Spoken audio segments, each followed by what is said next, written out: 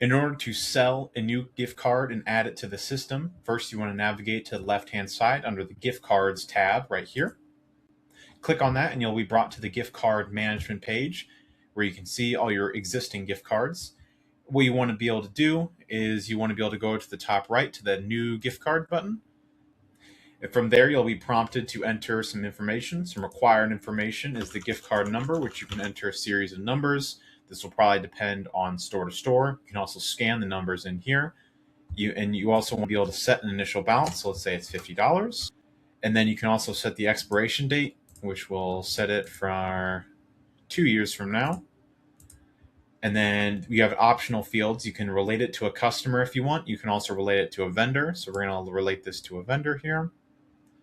After you have all that information filled out and you want to save it, go to the top right to the Save button. And then you'll be redirected to the gift card management screen, which you can see the newly added gift card, the very first row, and you can see it is inactive. That is how you add a gift card to the system.